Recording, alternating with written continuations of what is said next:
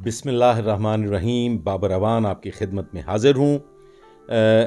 Crime stories के हवाले से गुफ्तगू करनी है। देखें ख़वातीन हज़रात, इससे पहले मैं आपको अर्ज़ कर दूँ कि मैं आप लोगों से बड़ी ऐसी गुफ्तगू भी कर सकता हूँ जिसको बड़ी पजीराई मिले, और मैं ऐसे वाक़यात भी आपके साथ शेयर कर सकता हूँ घड़े घड़ाए जो हमारे माशरे की आजकल रविश है, जिसमें फाशी और उरियानी का आंसर पाया जाए, और उसको बहुत लाइक्स भी मिलेंगे और उसमें आप लोगों की दिलचस्पी भी बहुत होती है। माज़रत ख़्वाह उन लोगों से मैं बात नहीं कर रहा जो सीरियस नौइयत के लोग हैं। मेरा मतम नज़र ये होता है कि मैं आप तक ऐसी गुफ्तगू पहुँचाऊँ, ऐसे वाक़यात आपसे डिस्कस करूँ जो माशरती बुराइयों का बायस बन रहे हैं और जिनकी वजह से जराइम जन्म लेते हैं, और उसमें कुछ इस्लाही पहलू भी हो और आप लोगों को उसमें कोई नसीहत मिले। ख़वातीन हज़रात, आपसे क्राइम स्टोरी डिस्कस करनी है। 2023 नवंबर की 28 तारीख़ एक अरशद परवेज़ नामी शख्स जो है वो अगवा हो जाता है। उसका मुकदमा दर्ज होता है थाना सब्ज़ाज़ार में। थोड़ी सी बैकग्राउंड हिस्ट्री बता दूं कि ये जो अरशद परवेज़ है, ये एक तरक्याती तामीराती इदारे में मुलाजमत करता था। वहाँ से ये रिटायर हुआ, अच्छे ओहदे से रिटायर हुआ। ये सारी की सारी फैमिली, बहन भाई जितने भी हैं, ये सारे के सारे गैर शादीशुदा। तो अरशद परवेज़ भी गैर शादीशुदा था। इलाका में ये तासुर था कि शायद ये कोई नफ्सियाती प्रॉब्लम है इनको, या इनको जिनसी ताल्लुकात से कोई मेडिकली इशू है, या ये वैसे अज़दवाजी ताल्लुकात से बंधना नहीं चाहते, इसलिए इन लोगों ने शादी नहीं की। लेकिन हालात इसके बिल्कुल बरक्स थे। ख़वातीन हज़रात, ये अरशद परवेज़ बड़ा दिल फेंक भी था, माशूकाएँ रखने का भी शौकीन था, और इसके साथ साथ ये बड़ा खुदा तरस, लोगों की खिदमत करने वाला, और इसने कई लोगों के माहाना अखराजात भी लगाए हुए थे। और इसी तरह से इसने एक अदद मुस्तकिल बुनियादों पे माशूका भी रखी हुई थी। ख़वातीन हज़रात, ये वो लड़की है जो इसके पास मुलाजमत की गर्ज से आती है, और फिर ये उसे अपनी कीप बना लेता है, और उसके साथ इसके जिनसी ताल्लुकात भी कायम हो जाते हैं। 28 नवंबर को इत्तला मिलती है कि ये अरशद परवेज़ जो है ये अगवा हो गया है। कानून हरकत में आता है, पुलिस अपना काम शुरू करती है, और पुलिस जो अपना काम शुरू करती है उसमें पुलिस कोशिश करती है अपने तौर पे जो कुछ वो पुलिस कर सकती है। आप समझते हैं कि पुलिस इब्तदाई तौर पे तफ्तीश करती है, और वो क्या क्या उसमें चीज़ें आती हैं। अब पुलिस ने इसके तमाम पहलुओं पे गौर किया, इसके वो नाजायज़ मरासम पे भी गौर किया, और इसके जो इमदादी सरगर्मियाँ थीं उन पे भी गौर किया। इसमें ख़वातीन हज़रात जो इंतहाई इम्पॉर्टेंट चीज़ है वो ये है कि ये जो खुदा तरस अरशद परवेज़ था, ये एक बेवा की इमदाद किया करता था, और फिर फाइनली बेवा के बेटे अब्दुल रशीद की भी ये माली मदद करता था। एक दिन क्या होता है जी कि एक एहसान नामी शख्स है और एक और शकील नामी शख्स है। ये क्रिमिनल लोग हैं, और क्रिमिनल माइंडेड लोग हैं, इनका सबका रिकॉर्ड भी है। ये अब्दुल रशीद के जानने वाले हैं, और उसके साथ इसके अच्छे ताल्लुकात हैं। अब्दुल रशीद को ये एहसान और शकील कहते हैं कि यार, पैसे टके की बड़ी प्रॉब्लम चल रही है कोई सामी देखो, कोई तगड़ी सामी देखो, उससे पैसे हासिल करते हैं। अब्दुल रशीद जो है वो कहते हैं कि जिस पे एहसान करो उसके शर से बचो। अब्दुल रशीद की बड़ी माली इमदाद करता था अरशद परवेज़। तो अब्दुल रशीद एहसान को और शकील को ये टिप दे देता है कि अरशद परवेज़ हाल ही में रिटायर हुआ है, और ख़तीर रकम उसे रिटायरमेंट पे मिली है, वो एक अच्छी असामी है, लिहाजा उस पर घेरा डालते हैं। अच्छा जी, खैर फाइनली क्या होता है कि ये जो सारी कहानी बताता है शकील को अरशद परवेज़ के मुतालिक अब्दुल रशीद, तो वो शकील और एहसान जो हैं वो उसको कहते हैं कि चलो ठीक है, इसको फंसाते हैं और इससे पैसे हासिल करते हैं। अब चूँकि अब्दुल रशीद जो है उसको ये पता था कि अरशद परवेज़ जो है वो दिल फेंक भी है, उसने एक मशूका भी रखी हुई है, और वो उस नाजायज़ ताल्लुक़ का वो राजदार भी था, लिहाजा उसे पता था कि मैं इसको औरत का लालच दे के बआसानी फंसा सकता हूँ। ख़वातीन हज़रात, ये अब्दुल रशीद जो है अरशद परवेज़ से कहता है कि मैंने तुम्हारे लिए एक नई नवेली लड़की जो है वो देखी है, और मैं उसकी तुमसे मुलाकात करवाऊँ। खैर मुलाकात का बंदोबस्त करने के लिए वो कह देता है अरशद परवेज़ उसे, और वो इसी चक्कर में अगवा हो जाता है। अब मैं आपको इस अगवा के मुकदमा दर्ज होने के बाद पुलिस ने क्या कुछ किया उसके बाद आगे बढ़ेंगे। जब अगवा का मुकदमा दर्ज हो गया तो पुलिस जो है उसमें इंस्पेक्टर नबी बख्श भट्ट और सब इंस्पेक्टर इकबाल हनीफ जो हैं, इन्होंने लाहौर के सेफ सिटी के तमाम कैमरे और दीगर लोकल जो सीसीटीवी कैमरास होते हैं उनकी फुटेजेस चेक की, बड़ी तफसीली, और गिरदोनवा से तफ्तीश भी की और फाइनली हॉस्पिटल्स को भी चेक किया, लेकिन उस अगवा का कोई सुराग किसी तरह से भी मतलब नहीं, वहाँ तक नहीं पहुँच सके। फाइनली पुलिस को ये भी पता चल गया कि अरशद परवेज़ जो है इसके एक लड़की के साथ नाजायज़ मरासम भी हैं। देखिए ख़वातीन और हज़रात, पुलिस जो है वो हमेशा अवलीन सतह पे दो चीज़ों पे गौर करती है और उसको बुनियाद बना के तफ्तीश करती है। नंबर 1 कि कोई दुश्मनी, नंबर 2 जो उसी दुश्मनी के साथ साथ कि तावान के लिए अगवा ना किया गया हो, और तीसरी जो चीज़ पुलिस देखती है वो नाजायज़ ताल्लुकात, औरतों के साथ रिश्ते और कुछ उसकी पर्सनल अगर 2 नंबर एक्टिविटीज़ हों तो उस पर पुलिस गौर करती है। तो इस हवाले से पुलिस ने तावान का भी पहलू देख लिया, सीसीटीवी फुटेजेस भी चेक कर ली, दुश्मनी का भी पहलू देख लिया। तो ये जो इम्पॉर्टेंट हो गया इसमें कि उस शख्स के एक लड़की के साथ नाजायज़ ताल्लुकात पुलिस ने उन नाजायज़ जिनसी ताल्लुकात को सामने रखते हुए तफ्तीश का आगाज़ कर दिया और CDRs इसमें इंतहाई इम्पॉर्टेंट हुई।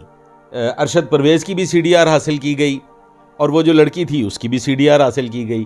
तो लाहौर में तो चूँकि अरशद परवेज़ का कोई खुरा नहीं मिला था, किसी तरफ जाते हुए नहीं मिला, तो फाइनली जो अरशद परवेज़ का मोबाइल था वो शेखुपुरा शरकपुर के इलाका में उसकी लास्ट लोकेशन थी और CDR के मुताबिक वो जो लड़की जिसके साथ उसके नाजायज़ मरासम थे वो भी शेखुपुरा के रहने। अच्छा, अब ये आखिरी लोकेशन को लेके और ये सारी सूरत हाल को लेके अरशद परवेज़ की CDR, उसकी माशूका की CDR, इसको जब स्टडी किया गया तो पुलिस को ये यकीन हो गया कि कोई भयानक वाक़या पेश आ गया, क्योंकि पुलिस ये सोचने लगी कि शायद अरशद परवेज़ जो है उसको गैरत के नाम पे शायद कत्ल कर दिया गया होगा, किसी माशूका जो है उसके किसी भाई बंद ने उसको मर्डर कर दिया होगा इस इशू को लेके, क्योंकि उसकी जो लास्ट लोकेशन है वो शेखुपुरा के आ रही थी। पुलिस ने माशूका को लेके, उसके मुताल्लिकीन को लेके बड़ी गहराई में तफ्तीश की, लेकिन अगवा जो है उसका कोई सुराग सामने नहीं आया। फाइनली दौरान तफ्तीश जो अरशद परवेज़ है इसके CDR से और वो जो लड़की माशूका है उसकी CDR से 3 नंबर सामने आए जो म्यूचुअली आपस में कनेक्टेड थे। पुलिस ने उन नंबर्स पे काम करना शुरू कर दिया। तो उसमें से एक नंबर जो था वो एहसान का था, एक नंबर जो था वो शकील का था और एक नंबर जो था वो अब्दुल रशीद का था। अब अब्दुल रशीद के मुतालिक ये सोचा गया कि शायद अब्दुल रशीद चूँकि उसका राजदार भी है, वो लिहाजा लड़की की CDR में उसका नंबर हो सकता है, लेकिन पुलिस को ये नंबर्स जो हैं ये मशकूक लगे।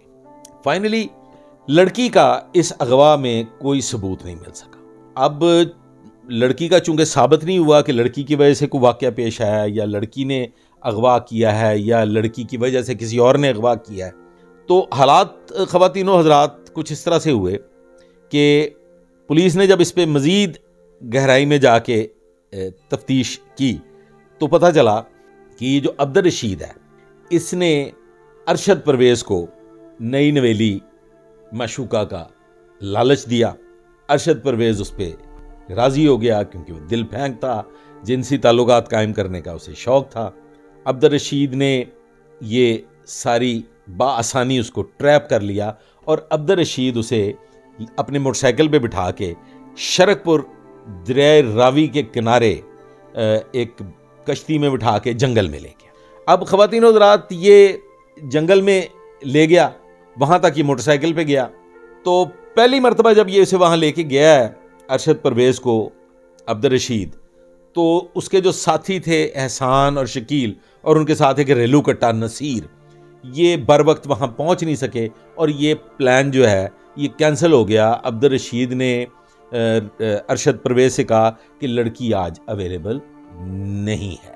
ख़वातीन हज़रात, ये जो अगवा का प्रोग्राम था ये फाइनली पहले दिन तो बढ़ गया। बारकैफ ये अरशद परवेज़ के लिए एक जुर्म की पहली दस्तक थी।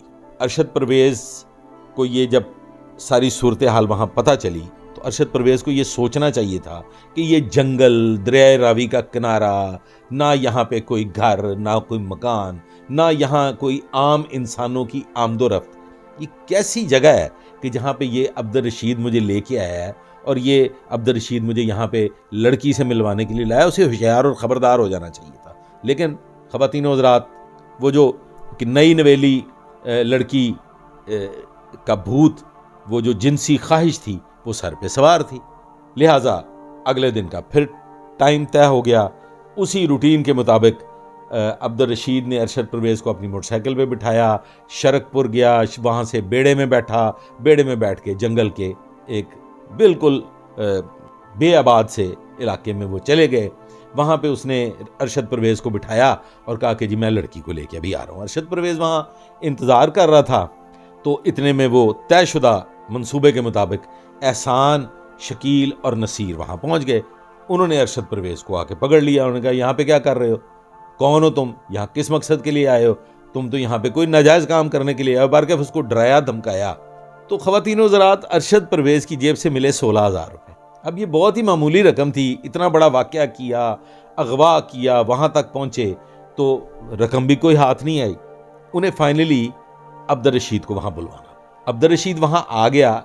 तासर ये दिया गया कि अब्दुल रशीद अचानक वही लड़की के मामले में जिसके लिए वो गया था वो आ गया। उन्होंने उसको भी पकड़ लिया। पकड़ के उसको कहा कि जनाब, अब्दुल रशीद से कहा कि तुम जाओ जाके ATM कैश करा के लाओ, नहीं तो तुम्हारे साथ ये और वो, मतलब जो भी एक धमकाने का अंदाज था। अब्दुल रशीद ने उसका ATM लिया, वो बैंक गया। वहाँ जब जाके ATM को कैश करने की कोशिश की तो बैंक से भी उनको कोई पैसे नहीं मिल सके। अब जब अब्दुल रशीद वापस आया, एहसान, शकील और नसीर वहाँ ऑलरेडी मौजूद थे। तो ये जो अरशद परवेज़ है, इसने अब्दुल रशीद से कहा कि मैं तुम्हारा ये सारा जाल समझ गया हूँ, मुझे पता चल गया है कि ये सारी की सारी कहानी तुमने खुद की है और ये जो भी ड्रामा है ये तुम्हारा रचाया हुआ है। मैं तुम्हें नहीं छोड़ूंगा। मैं तो पुलिस को तुम्हारी इस सारी कार्रवाई की निस्बत बताऊंगा। तुमने बड़ी ज़्यादती की है और ये तुमने मेरे साथ बहुत जुल्म किया है। बाहर के अब ख़वातीन व हज़रात, इस सारी सूरत हाल में अंजाम क्या होना था? अगर वो शनाख्त कर भी लेता या ना भी शनाख्त करता, या उसे समझ आ भी जाती ना भी आती, जब अरशद परवेज़ ने अब्दुल रशीद को उन लोगों की मौजूदगी में देख लिया तो फिर एक खौफ वहाँ पे इस सारी वारदात का हिस्सा बन गया। अब वो खौफ और शैतान का जहन पे पर्दा इन लोगों ने अरशद परवेज़ को गला दबा के मौके पे हलाक कर दिया। और जब इसको मौके पे हलाक किया, ख़वातीन व हज़रात, जिस पे एहसान करो उसके शर से बचो। ये फाइनली अब्दुल रशीद, एहसान और शकील ये इस मुकदमे में अरेस्ट हुए। इन्होंने जाए वक़ूआ की निशानदेही की और जाए वक़ूआ की निशानदेही पे वहाँ पे एक इंसानी ढांचा मिला, स्केलेटन, खोपड़ी और कुछ टांगे वगैरह, वो मुकम्मल तौर पे ख़त्म मस्ख शुदा पिंजर पुलिस को वहाँ से मिल गया। पुलिस ने कब्ज़े में लिया, ये लोग अरेस्ट हो गए। अब ये अपने मंतकी अंजाम को पहुँचेंगे, ये कानून को फेस करेंगे और जो भी सूरत हाल इसके बाद होगी।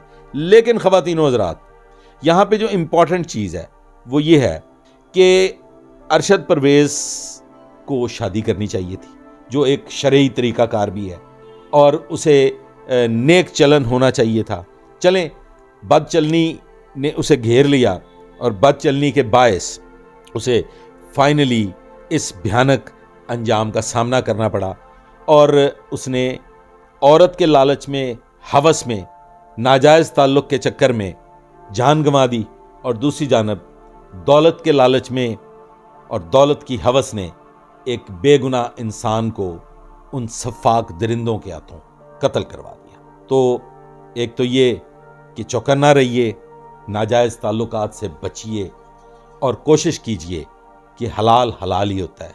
ज़िंदगी में से हराम को खारिज कर दीजिए, आसूदा हाल रहिए, नेक चलन रहिए और पुरसुकून ज़िंदगी गुजारिए। उम्मीद है ये आज का वीलॉग आपको पसंद आया होगा, नसीहत करने की कोशिश की है।